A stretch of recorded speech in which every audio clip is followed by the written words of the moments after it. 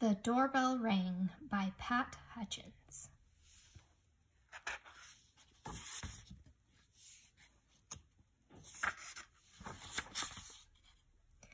"I've made some cookies for tea," said Ma. "Good," said Victoria and Sam. "We're starving." "Share them between yourselves," said Ma. "I made plenty."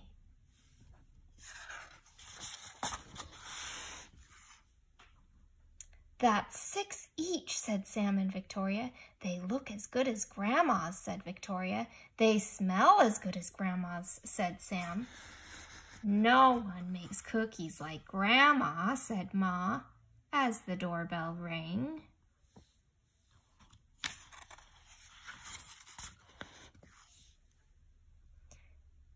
It was Tom and Hannah from next door. "Come in," said Ma. "You can share the cookies."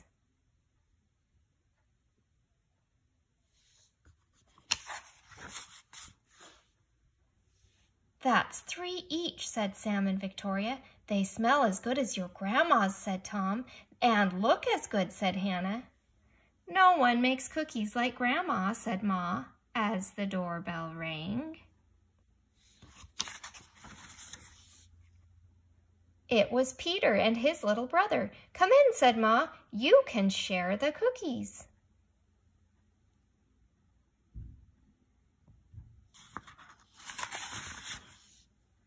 "That's 2 each," said Victoria and Sam. "They look as good as your Grandma's," said Peter, "and smell as good." "Nobody makes cookies like Grandma," said Ma, as the doorbell rang.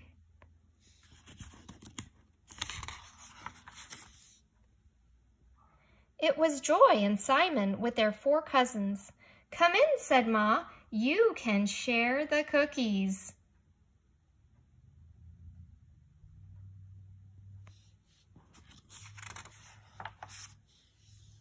"That's 1 each," said Sam and Victoria.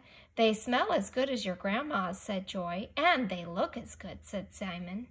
"No one makes cookies like Grandma," said Ma, as the doorbell rang. Oh no, what are they going to do now? Everybody already has 1 cookie. And rang. Should she answer it?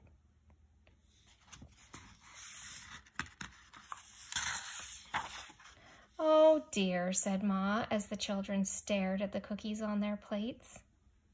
"Perhaps you better eat them before we open the door." "We'll wait," said Sam.